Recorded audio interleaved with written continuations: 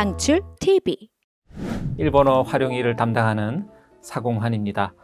요즘 코로나 때문에 일상이 아니게 되어버렸습니다.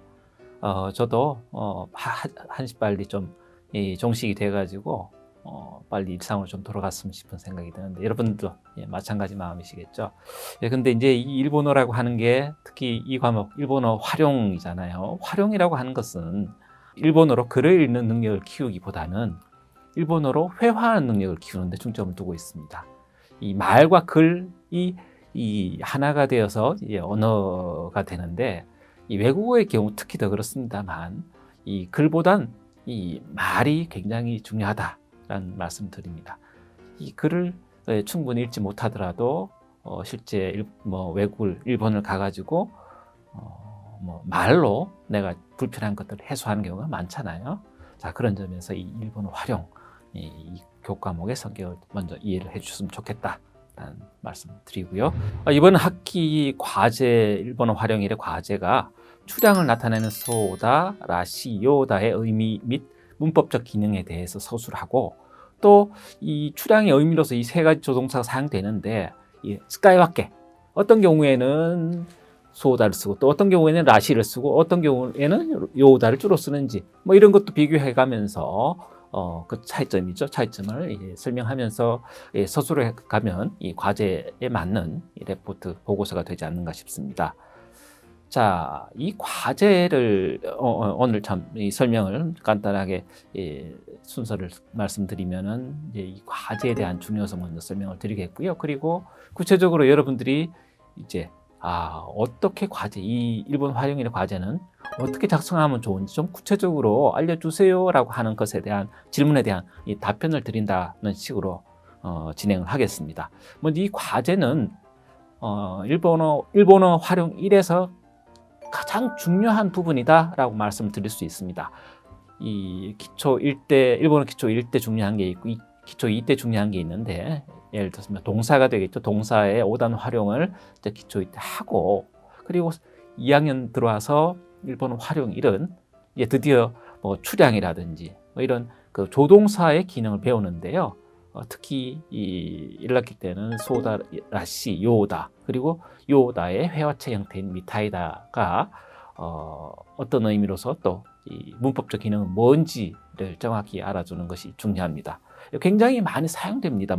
일본어 문장 속에서. 그렇기 때문에 이번 이 과제를 작성을 하면서 이 소다, 라시, 요다 또는 회화체 미타이다의 이 용법을 정확히 이해하고 스카이와케가 데키레바 구분해서 사용할 수 있다면 정말로 여러분들 그 일본어 실력이 굉장히 좀 눈에 띄게 늘어나지 않을까 싶습니다. 굉장히 중요한 부분이고 조금 어려워하기도 하고 하니까 집중해 들어주시기 바라겠습니다.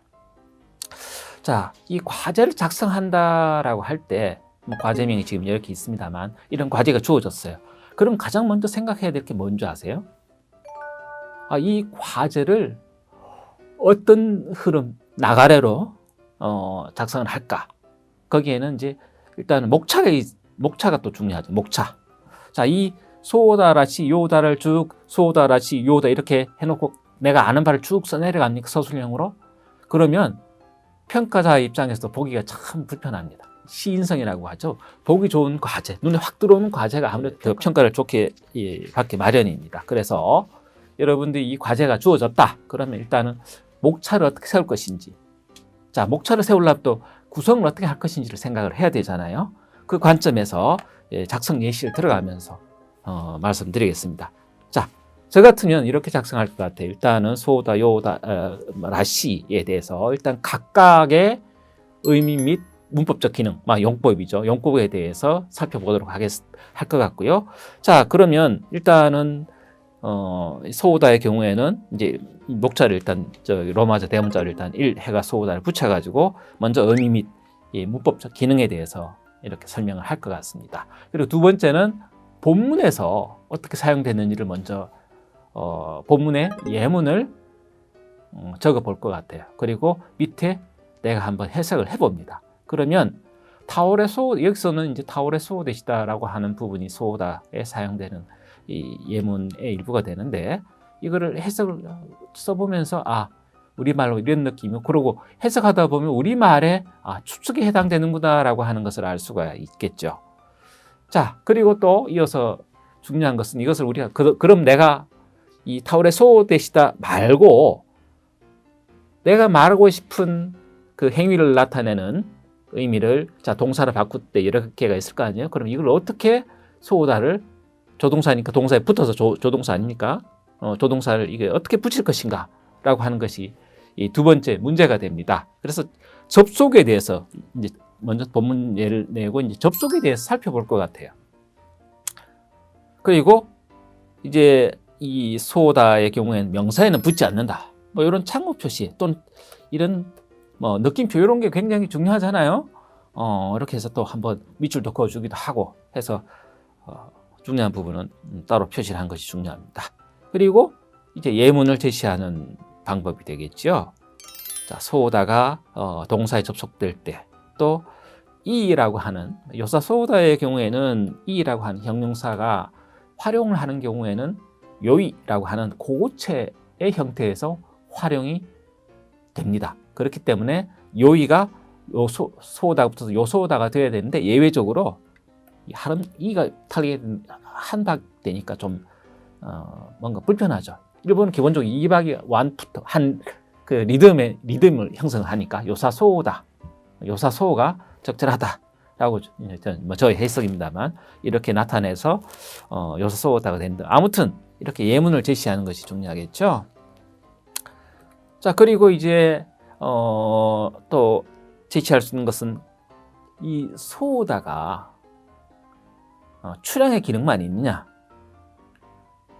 일본어 활용일 교과서에는 2과에는 전문이 먼저 나옵니다. 그리고 4과에 출향이 나오죠. 자, 이 소다에 대해서 지금 장에서 다루는데 달랑 출향만 얘기하고 넘어가기는 좀 아쉽죠. 그래서 이 소다를 소다를 전체적으로 살펴본다는 입장에서 소다 그 밖에 다른 기능이 없는지 무법적 기능이 없는지 살펴봅니다. 소다의 경우는 전문의 기능이 또 있죠. 자, 그럼 전문의 기능, 출향 기능 두 개가 있는데 출향은 앞서 설명했으니까 이 전문의 기능에 대해서 이렇게 설명을 하고 또 접속 형태도 언급할 필요가 있겠습니다. 그리고 예문 당연히 따라 붙게 되겠죠.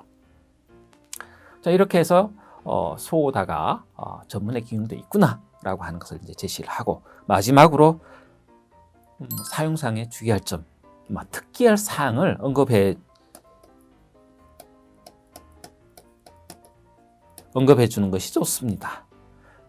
출향과 전문을 얘기를 했잖아요. 그러면 출향과 전문 우리가 좀 실제 활용할 때 만들어낼 때 어려워하는 게 접속 형태인데 이 접속 형태에 똑같나요? 뭐 이런 의문이 들 거 아니에요. 스스로가. 그럼 거기에 대해서 찾아보고 조금 다르구나. 출향의 소다와 전문의 소다는 앞에 오는 용어의 접속 형태가 다르다는 걸 알 수 있습니다. 그럼 그거 적어주면 굉장히 좋죠. 네. 자, 이런 형태로 이 보고서라고 과제를 작성을 하면 되겠습니다. 라시나 요다도 마찬가지입니다. 라시의 경우 이제 뼈대만 목차만 이렇게 쭉 나열을 해봤습니다. 의미 및 문법적 기능, 또 그 밖의 기능, 그리고 사용상에 주의할 점, 이게 세 개 큰 축이 될 거고요. 그리고 이제 접속 형태와 이 예문이 이어질 거라고 생각을 합니다. 뭐 이런 그 틀은, 이 과제물의 틀은 이제 제가 여러분에게 여러 있을 수 있는 제시 유형 중에서 하나를 제시를 한 거고요. 또 여러분들 중에는 이거보다 더 잘 정리를 하는 할 줄 아는 분들도 계실 거예요. 그럼 이제 거기에 맞춰가지고 하면 되겠습니다. 뭐 요오다도 마찬가지죠. 자, 이 요오다의 경우에는 그 밖의 기능이 본문의 기능 말고 또 그 비유나 또 예시, 출향 말고 비유, 예시. 사실 출향 요오다는 출향, 비유, 예시 이게 3대 기능이죠. 그 외에도 목적과 권고 뭐 이런 등등이 있습니다. 자, 이런 것들을 그 밖의 기능으로 해서 간단하게 설명하고 예문 제시해 주면 굉장히 일목요연하게 보기가 좋아집니다. 네, 그리고 이제 사용상 주의할 점이 요오다의 경우에는 회화체에서는 미타이다를 많이 쓰는데 이 요오다를 쓸 때하고 미타이다를 쓸 때하고 뜻은 같은데 앞에 오는 용어의 접속 형태가 다르다. 또 구체적으로는 어떻게 다르다 이런 것들 적어주면 좋겠죠. 자, 이런 형태로 작성을 해주시면 좋겠습니다. 네. 자, 포인트는 뭐냐 하면 서술형보다는 이런 과제의 경우에는 먼저 구성을 잘 생각을 해보고 어떻게 구성할지, 그래서 목차를 정해보는 것이 중요하다라는 게 포인트가 되겠습니다. 자, 그리고 마지막으로 이제 이 세 조동사를 비교를 하라고 했잖아요. 그러면 이제 이렇게 사라고 해서 장을 새로 두고 사장으로 해서 비교를 해보는 겁니다. 예를 들어서 라시와 요다가 어떻게 차이가 있느냐 같으면 이제 여기 뭐 같은 출향의 의미를 나타내지만 라시하고 요다의 차이점은 뭐냐 하면 시래로 하는 정보, 그러니까 입수하는 정보의 성격이 어떠냐는데 포인트가 있습니다. 그래서 직접적인 정보를 근거로 추측을 하는 경우에는 요다를 쓰고요. 이 라시는 남한테 듣거나, 그러니까 내가 보고 느끼고 맛보고 해서 그걸 바탕으로 해서 추측하면 요다를 쓰지만, 그 남한테 들은 거 주로, 또 뭔가 이렇게 소문 같은 거 있죠. 그런 걸 통해서 내가 추측하는 경우는 라시를 쓴다. 굉장히 중요하잖아요. 우리가 추측을 하지만 이렇게 그 입수하는 근거의 성격에 따라서 또 즉가의 와케가 구분해서 해서 사용한다는 걸 알 수가 있습니다. 이런 식으로 라시의 또 요다의 차이점 이렇게 적어두면 좋겠죠. 그리고 중요한 부분들은 이렇게 참고표라든지 또 중요하다는 표시를 다른 걸 써서 이렇게 써주면 좋겠습니다. 이런 형태죠. 또 접속 형태가 또 다르니까 라시와 요다가 출향을 나타내지만 동사와 이 형용사가 앞에 붙을 때는 형태가 같은데 명사 그리고 나 형용사가 앞에 올 때는 접속 형태가 이렇게 다르다라는 걸 제시해주면 여러분들 스스로도 굉장히 공부가 될 겁니다. 자, 이렇게 해서 여러분들이 이 과제물 작성할 때 참고가 될 만한 작성 예시를 설명을 드렸습니다. 보여드리고 설명을 드렸습니다. 자, 이 정리를 한번, 작성 포인트를 한번 정리를 해서 말씀드리겠습니다. 먼저 이 본문에서 제시하는 문장, 이 용법하고 일치하는지, 또 그 문장이 자연스러운지를 보겠죠. 그리고 밑에 우리말 해석을 다십시오. 우리말 해석을 스스로 한번 달아보는 게 굉장히 중요합니다. 그런데 그걸 정확히 달아야 되겠죠. 네, 그래서 우리말 해석도 우리말 표현에 적절하게 자연스럽게 달려 있는지를 살펴볼 거고요.